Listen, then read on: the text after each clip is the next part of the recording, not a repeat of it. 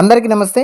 Welcome back to Shiva thoughts YouTube channel. Friends, Andhra Pradesh triple IT అదే అండి ఆర్జేవికేటీకి సంబంధించి 2025 అడ్మిషన్ నోటిఫికేషన్ అయితే రిలీజ్ చేశారు. సో దీనికి సంబంధించి ఇంపార్టెంట్ డేట్స్ కానీ మనం చూసుకున్నట్టయితే అంటే మనం ఏదైతే ఆన్లైన్లో అప్లికేషన్ పెట్టుకున్న తర్వాత దీనికి సంబంధించినటువంటి మెరిట్ లిస్ట్ కావచ్చు, ఆ డాక్యుమెంట్ వెరిఫికేషన్కి సంబంధించినటువంటి ప్లేస్ కావచ్చు, నెక్స్ట్ స్పోర్ట్స్కి సంబంధించినటువంటి మెరిట్ లిస్ట్ కావచ్చు, లేదా దానికి సంబంధించినటువంటి డాక్యుమెంట్స్కి సంబంధించి మనం ఎక్కడికి వెళ్ళాలి, ఏ డేట్లో వెళ్ళాలి, అవన్నీ కూడా ఒకసారి డీటెయిల్గా వీడియోలో ఎక్స్ప్లెయిన్ చేస్తాను. వీడియోకి ఒక లైక్ చేయండి, ఛానల్ని సబ్స్క్రైబ్ అయితే చేసుకోండి. చాలామంది అడుగుతున్నారు కామెంట్లో కూడా.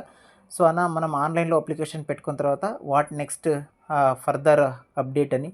సో మనం అప్లై చేసుకున్న తర్వాత మనకు సీట్ వచ్చిందా రాదా మనకి ఎలా తెలుస్తుంది? మెరిట్ లిస్ట్ అంటున్నారు, అది ఏ విధంగా తెలుస్తుంది? నెక్స్ట్ మనం ఇక్కడ డాక్యుమెంట్ వెరిఫికేషన్కి ఎక్కడికి వెళ్ళాలి అనేది కూడా చాలామంది అడుగుతున్నారు. సో ఇక్కడ ఒక్కటే గుర్తుపెట్టుకోండి, ఫస్ట్ మీరు ఆన్లైన్లో అప్లికేషన్ పెట్టుకునేటప్పుడు ఏదైతే మొబైల్ నెంబర్ అలాగే జీమెయిల్ ఐడి ఇస్తారో ఖచ్చితంగా మీ యొక్క అడ్మిషన్ ప్రాసెస్ కంప్లీట్ అయ్యే వరకు ఎట్టి పరిస్థితులను ఇచ్చినటువంటి మొబైల్ నెంబర్ కానీ జీమెయిల్ ఐడి ఏదైతే ఉందో దాన్ని మీరు అలాగే యాక్టివ్లోనే పెట్టుకోవాలి. ఎందుకంటే దీనికి సంబంధించినటువంటి అప్డేట్ ఏమున్నా కూడా మీకు ఖచ్చితంగా ఫర్దర్గా మీ యొక్క మొబైల్ నెంబర్కు అలాగే జీమెయిల్ ఐడికి వాళ్ళు పంపించడం అయితే జరుగుతుందన్నమాట.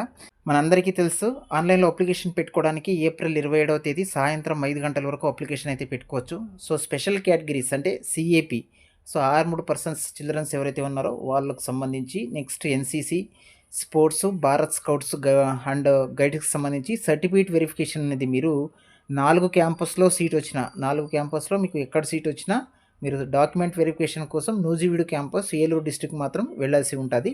నెక్స్ట్ ఇక్కడ డేట్స్ ఇచ్చారు చూడండి, స్పెసిఫిక్గా ఒక్కొక్క స్పెషల్ కేటగిరీకి సంబంధించినటువంటి డేట్లు అనేది మెన్షన్ చేశారు. సిఏపి అంటే children of armed person only.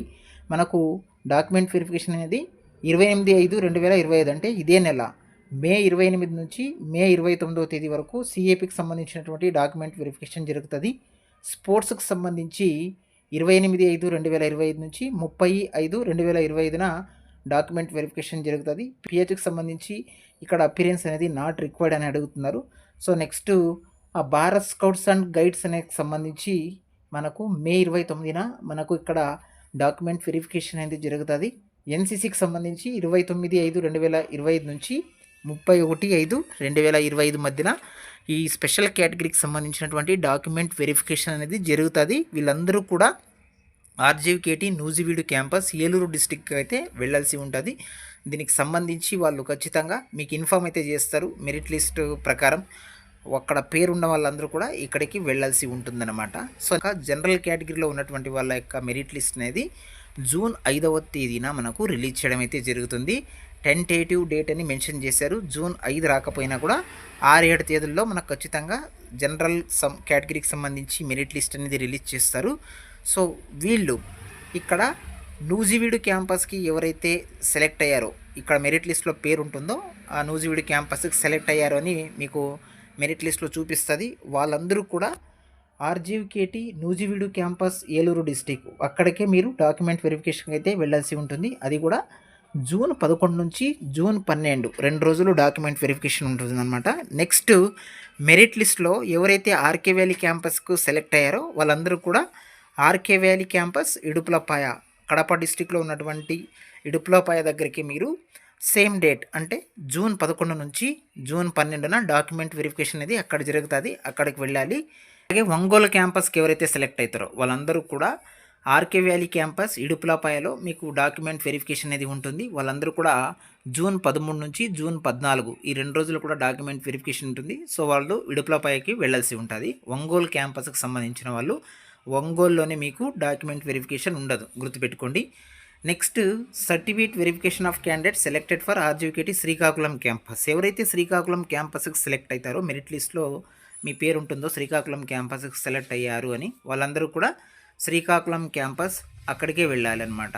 Etcherla అనే ఊర్లో ఉన్నటువంటి శ్రీకాకుళం క్యాంపస్కి వెళ్తే అక్కడ జూన్ 16 నుంచి జూన్ 17 2 రోజులు మీకు డాక్యుమెంట్ వెరిఫికేషన్ అనేది ఉంటుంది. సో దీనికి సంబంధించి డాక్యుమెంట్ వెరిఫికేషన్ అనేది మీకు కంప్లీట్ అయిపోతే వెంటనే మీరు రిపోర్టింగ్ చేసుకోవడానికి కూడా మనకు డేట్ ఇచ్చారు. జూన్ 30వ తేదీ మీ క్యాంపస్లోకి వెళ్ళి మీరు రిపోర్టింగ్ అయితే చేసుకోవాలి. రిపోర్టింగ్ అని చేసుకోవడానికి విత్ లగేజ్తో కూడా మీరు వెళ్ళొచ్చు అనమాట. ఆ రోజు నుంచి మీరు అక్కడే హాస్టల్లోనే ఉండొచ్చు అనమాట. ఇది ఫస్ట్ ఫేజ్ కౌన్సిలింగ్ సంబంధించి డాక్యుమెంట్ వెరిఫికేషన్, అలాగే మెరిట్ లిస్ట్, దానికి సంబంధించినటువంటి ఇంపార్టెంట్ డేట్స్ అనమాట. స్పెషల్ కేటగిరీ సెలెక్షన్ లిస్ట్ అనేది విల్ బీ అనౌన్స్డ్ సబ్సిక్వెంట్లీ అన్నారు. సో ఈ ప్రాసెస్ జరిగినటువంటి 1 or 2 డేస్లోనే ఈ స్పెషల్ కేటగిరీకి సంబంధించినటువంటి మెరిట్ లిస్ట్ కూడా రిలీజ్ చేయడం అయితే జరుగుతుందన్నమాట. సో ఈ ప్రాసెస్ మొత్తం కంప్లీట్ అయిన వెంటనే మనకు 1 or 2 డేస్లోనే సెకండ్ ఫేజ్ కౌన్సిలింగ్ డేట్స్ కూడా రిలీజ్ చేస్తారు. దానికి సంబంధించినటువంటి డాక్యుమెంట్ వెరిఫికేషన్ కూడా జరుగుతుంది. సో అవసరం ఉంటే మరో కౌన్సిలింగ్ సంబంధించి మెరిట్ లిస్ట్ కూడా రిలీజ్ చేస్తారంటే థర్డ్ ఫేజ్ కౌన్సిలింగ్ సంబంధించినటువంటి డేట్లు కూడా మనకు సబ్సిక్వెంట్గా రిలీజ్ చేయడం అయితే జరుగుతుంది అనమాట. సో అవన్నీ కూడా ఈ ప్రాసెస్ మొత్తం ఫస్ట్ ఫేజ్ కౌన్సిలింగ్ అయిపోయింది అనుకోండి, మనకు జూన్ 30వ తేదీకి ఫస్ట్ ఫేజ్ కౌన్సిలింగ్ కంప్లీట్ అయిపోతుంది. సో ఓవరాల్గా మనకు జూలై 20వ తేదీ నాటికి మొత్తం ఈ యొక్క ప్రాసెస్ అనేది కంప్లీట్ చేసే ప్రయత్నం అయితే చేస్తారని చాలా ఫాస్ట్గానే ఆర్జీవికేటీ నోటిఫికేషన్ కూడా ఈసారి ఇచ్చారని చెప్పాలి. ఎందుకంటే సో గడిచినటువంటి నోటిఫికేషన్ కానీ చూసుకున్నట్టయితే సో చాలా లేట్గా ఈ యొక్క ప్రాసెస్ అనేది జరుగుతూ ఉండేది. సో విద్యార్థులకు కూడా ఇక్కడ ఆర్జేవికేటీలో మనకు సీట్ వస్తుంది ఈ IIITలోని ఎదురు చూస్తూ మిగతా కోర్సులకు జాయిన్ కాకుండా అక్కడ కూడా అడ్మిషన్ పొందలేక, ఒకవేళ అక్కడ అడ్మిషన్స్ పొంది ఇక్కడ సీట్ వస్తే మళ్ళీ అక్కడ పే చేసినటువంటి ఫీజులన్నీ కూడా వదులుకొని ఇక్కడికి రావాల్సినటువంటి పరిస్థితులు ఉండేవి. సో అవన్నీ గమనించినటువంటి IIIT అధికారులు ఈసారి ఎటకేలకు ముందుగానే నోటిఫికేషన్ ఇచ్చారు. అలాంటి వాటిని అన్నిటిని కూడా నివారించాలనే ఉద్దేశంతోనే టోటల్గా 4 క్యాంపస్లు అయితే ఉన్నాయి. మనకు 4 క్యాంపస్లకు సంబంధించి మీ అందరికీ తెలిసే ఉంటుంది 4400 సీట్లు అనేవి మనకు అందుబాటులో ఉన్నాయి. సో ఒక్కొక్క క్యాంపస్కి 1000 సీట్లు అనేది మనకు అందుబాటులో ఉంచడం అయితే జరుగుతుంది. మీ అందరికీ తెలిసే ఉంటుంది. రూల్ ఆఫ్ రిజర్వేషన్ ప్రకారమే మీ మెరిట్ని బేస్ చేసుకొని సీట్ అనేది అలాట్మెంట్ చేస్తారు. సో నెక్స్ట్ మీరు కౌన్సిలింగ్కి వెళ్తారు కదండి. సో ఇప్పుడు డాక్యుమెంట్ వెరిఫికేషన్స్కి వెళ్ళినప్పుడు మీరు అక్కడ ఎంత ఫీజు అనేది పేమెంట్ చేయాల్సి ఉంటుంది, ఆ ఏ డాక్యుమెంట్లు కావాలి అనేది కూడా మీరు ఒకసారి చూసుకున్నట్టయితే ఇక్కడ చాలా క్లియర్గా మెన్షన్ చేశారు, చూసుకోవచ్చు అనమాట.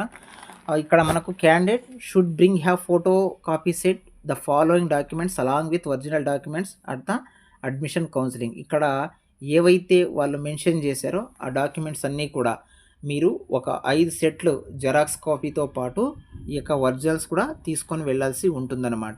SSC ఈక్వలెంట్ మార్క్ షీట్ అనమాట. ఇది ఒక 5 జెరాక్స్, ఒక ఒరిజినల్ అనేది పెట్టుకొని వెళ్ళాలి. సో నెక్స్ట్ మీరు proof of caste, community certificate ఉంటుంది కదా, మీ యొక్క క్యాస్ట్ సర్టిఫికేట్ కానీ, నెక్స్ట్ ఈడబ్ల్యూఎస్ ఉన్నట్టయితే వాళ్ళు ఈడబ్ల్యూఎస్ సంబంధించి ఆ సర్టిఫికేట్ కానీ, నెక్స్ట్ లేటెస్ట్ ఇన్కమ్ అన్నారు అంటే కొత్తగా మీరు ఇన్కమ్ సర్టిఫికేట్ అనేది చేపించాలి. ఈ 2025లో చేపించినటువంటి ఇన్కమ్ సర్టిఫికేట్ కానీ, PH కేటగిరీకి సంబంధించిన వాళ్ళైతే దానికి సంబంధించినటువంటి సర్టిఫికేట్ కానీ, CVAP అంటే childrens of armed forces certificate కానీ, next NCC, sports, Bharat scouts, ఈ విధంగా ఏవైతే డాక్యుమెంట్స్ ఉన్నాయో ఆ డాక్యుమెంట్స్ అన్నీ కూడా మీరు 5 సెట్లు జెరాక్స్, అలాగే మీ ఫోటో, అలాగే మీ యొక్క ఆధార్ కార్డు కూడా తీసుకుని అయితే వెళ్ళండి. అలాగే ఇక్కడ చూడండి, మీరు కౌన్సిలింగ్కి వెళ్ళినప్పుడు ఖచ్చితంగా అడ్మిషన్ ఫీజు కింద 1000 రూపాయలు అనేది పే చేయాల్సి ఉంటుంది. అందులో కూడా ఇక్కడ 500 రూపాయలు అనేది SC ST క్యాండిడేట్స్ అయితే పే చేయాల్సి ఉంటుంది అడ్మిషన్ ఫీజు కింద. నెక్స్ట్ 1200 రూపాయలు అనేది గ్రూప్ ఇన్సూరెన్స్ కింద మీరు పే చేయాల్సి ఉంటుందన్నమాట అక్కడ. నెక్స్ట్ రీఫండబుల్ కాషన్ డిపాజిట్ అనేది ఒక 1000 రూపాయలు పే చేయాల్సి ఉంటుంది. నెక్స్ట్ హాస్టల్ మెయింటెనెన్స్ ఛార్జెస్ అనేది ఒక 1000 రూపీస్ పే చేయాల్సి ఉంటుంది.